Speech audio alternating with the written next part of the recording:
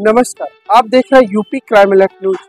मैं इस वक्त मौजूद हूँ एक ऐसी पीड़ित जो माँ और पिता और पुत्री, जी हाँ, ये चार शब्द ऐसे हैं, सच है पर बड़े कठिन हैं। बेटी पिता पर भरोसा नहीं कर सकती है और भाई बहन पर नहीं, माँ बेटे पर नहीं और माँ बेटी पर नहीं।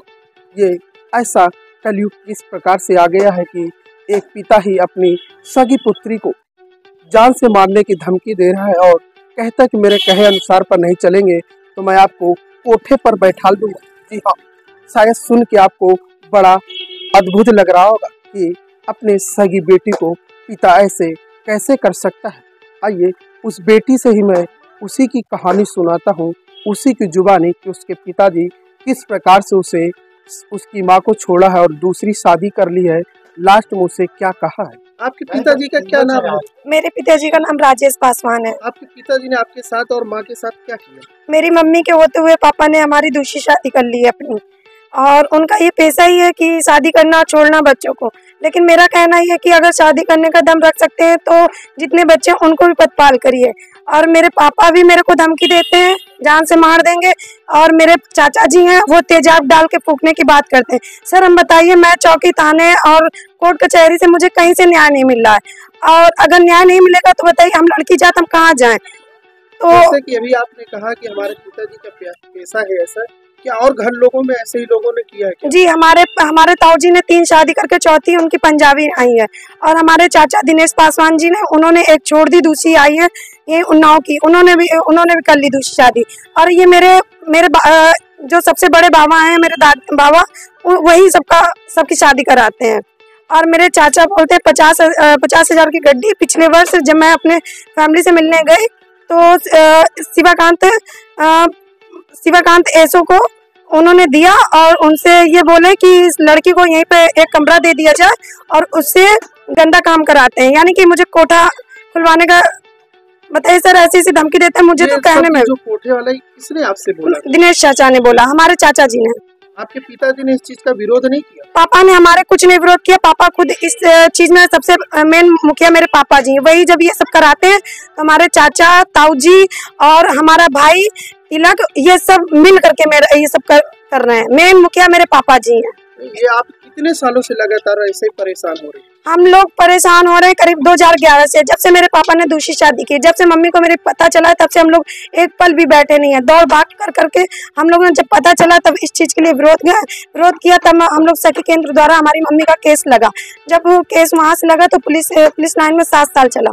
7 साल में कोई न्याय नहीं मिला। तब वहां से उठ के कोर्ट पे आया। कोर्ट पे हम लोगों का समझौता हुआ। समझौता के तौर पे हमारे पिताजी ने कहा गुजैनी के मकान में हम अपनी पूरी फैमिली के साथ ले जा रहे हैं, रखेंगे। लेकिन वहाँ पे हम लोगों को नहीं ले गए। हम लोगों से बोला कि आप नानी के घर में रहो, कुछ दिन बाद मैं आऊंगा और तुम लोग को ले जाऊंगा। फिर वहाँ से पता चला जब हम लोगों को कि वहाँ का मकान चोरी छुपे बेच डाला गया। फिर जब बेचने के बाद जब हम लोग फिर हम अपने गाँव गए, गाँव सुल्तानपुर, और हमारा गाँव का नाम है हैदर अलीपुर और थाना कमरौली लगता है। जब वहाँ पे गए तो हमारे बाबा ने कहा बेटा परेशान ना हो, हम तुम लोगों को देंगे। रात भर अच्छे से रखा, लेकिन सुबह हमारी मम्मी को हम लोगों को इतना बुरा पीटा। और वहाँ के प्रधान जी को मैंने बुलाया भी, नफीस प्रधान जी को। तो नफीस प्रधान कहते हैं कि अभी तक आप लोग कहाँ थी, आप लोगों को यहाँ कोई कुछ नहीं है। नफीस प्रधान भी कहते हैं जो है अधिकार तो अपने पापा से लड़िए। सर हमारा कोई नहीं है इस दुनिया में। जहाँ जाते हैं वहाँ से पैसा, अगर हर जगह पैसा ही काम आता है तो बताइए हम बच्चे क्या करें। जाहिर सी बात है, हम अपनी माँ दोनों भाइयों को लेकर के हम लोग आत्महत्या कर लेंगे। हमारे पास कोई रास्ता नहीं है।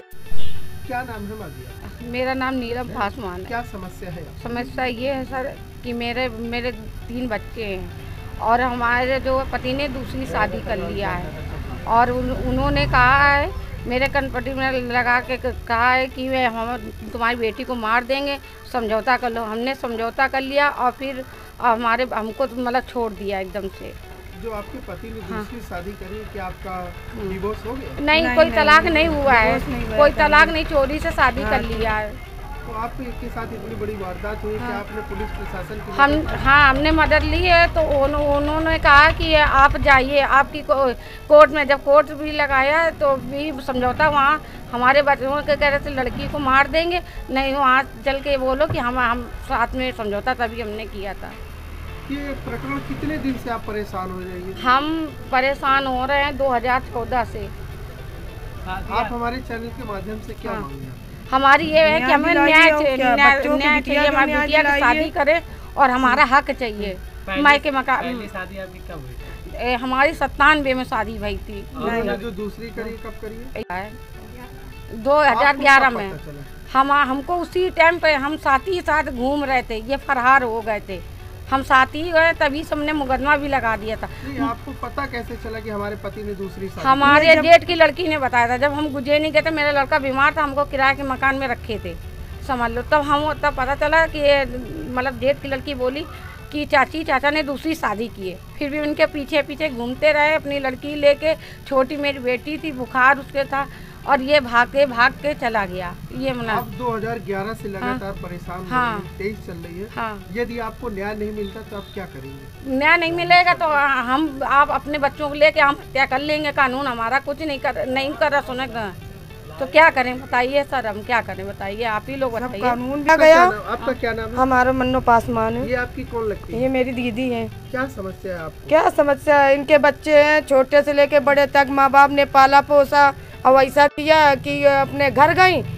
जब घर गए तो जब इनको पता चला तो इनको भी मारपूस, बिटिया लड़कों को वैसे लुका के रख के कहने की फैसला करो अपना। तो ये डरने के मारे समझौता कर लिया। तो क्या समझौता आपके राजीनामा से हुआ? नहीं, इनके बच्चों को अपने कब्जे में कर लिया था, तभी समझौता भया था।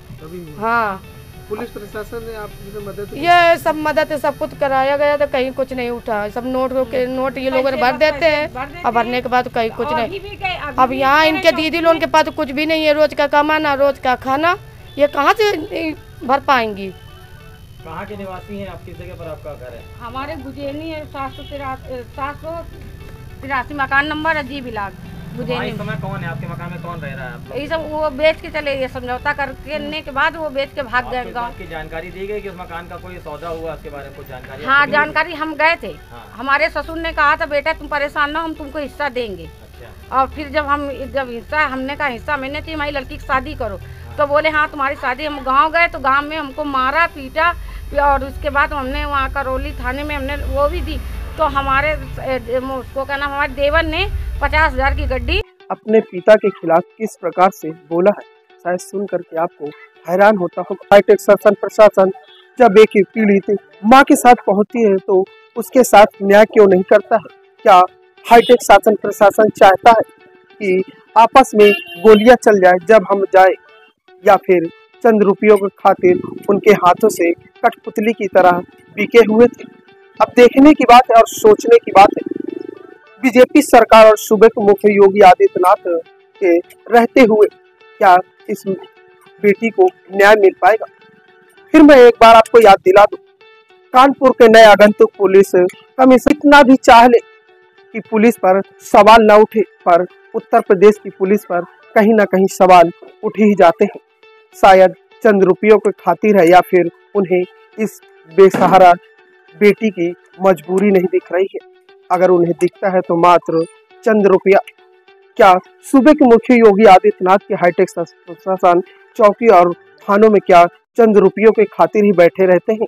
आखिर इन्हें रुपया लेने के लिए कौन अधिकार दिया है? न्याय दिलाने के लिए कौन अधिकार देगा? अब शायद देखने की बात है, इस गरीब परिवार को, इस बेटी और माँ को इंसाफ मिल पाएगा या फिर नहीं। बने रहिए यूपी क्राइम अलर्ट न्यूज के साथ। संवाददाता सुनील कुमार तिवारी।